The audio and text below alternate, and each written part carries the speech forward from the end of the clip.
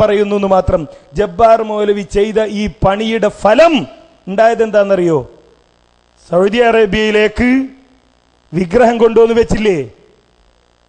നൂഹ് നബിയുടെ സമൂഹത്തിലേക്ക് ഈ നാട്ടക്കുറ്റികൾ ഉണ്ടാക്കി കൊടുത്തില്ലേ? ആ നാട്ടക്കുറ്റി ഉണ്ടാക്കി കൊടുത്തവർ വിഗ്രഹം കൊണ്ടുവന്നു വെച്ച അംർ ബിൻ ലുഹയ്യ് എന്ത് പണിയാണോ ചെയ്തത്, അതേ പണിയാണ് അബ്ദുൽ ജബ്ബാർ മൗലവി ചെയ്തത്. അബ്ദുൽ ജബ്ബാർ മൗലവി ആ ഹദീസിനെ വിശദീകരിച്ചത് ജനങ്ങളെ ശിർക്കിലേക്ക് കൊണ്ടുപോകാനല്ല എന്നുള്ളത് 100% ഉറപ്പാണ്. അദ്ദേഹം സുന്നികൾക്ക് മറുപടിയായി കൊണ്ട് പറഞ്ഞതാണ്, ജനങ്ങളെ ശിർക്കിലേക്ക് കൊണ്ടുപോകാൻ വേണ്ടി പറഞ്ഞതല്ല. ഒരു ഉദാഹരണം പറയുന്നു മാത്രം.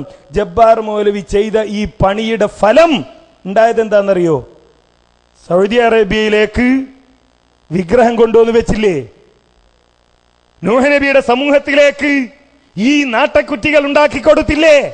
ആ നാട്ടക്കുറ്റി ഉണ്ടാക്കി കൊടുത്തവർ വിഗ്രഹം കൊണ്ടുവന്നു വെച്ച അംർ ബിൻ ലുഹയ്യ് എന്ത് പണിയാണോ ചെയ്തത്, അതേ പണിയാണ് അബ്ദുൽ ജബ്ബാർ മൗലവി ചെയ്തത്.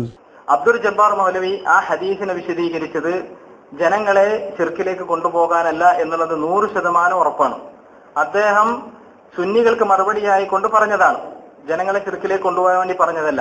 മരുഭൂമി ചെന്നുപെട്ട ഒരു ജിന്നിനോട് ചോദിക്കാനുള്ള ഒരു കള്ള ഹദീസും പിടിച്ച് കള്ളത്തരം പറഞ്ഞ് മുവഹിദുകളെ ശിർക്കിലേക്ക് കൊണ്ടുപോവുകയാണോ? സക്കരിയ സലാഹി ഷിർക്ക് ചെയ്തിട്ടുണ്ട് എന്ന് കേരള നേതൃത്വത്തിൽ മുജാഹിദിന് വാദമില്ല. ഷിർക്കിലേക്ക് ജനങ്ങളെ ക്ഷണിക്കുന്നു എന്ന് വാദമില്ല.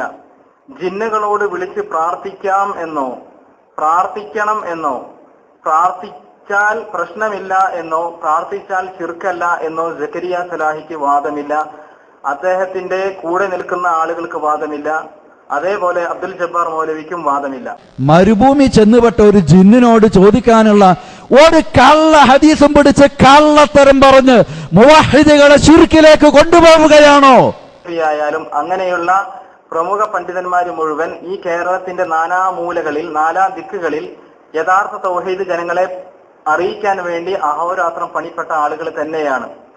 അവർ ശിർക്ക് പ്രചരിപ്പിക്കുമെന്ന് നമുക്ക് വിശ്വസിക്കാൻ കഴിയില്ല.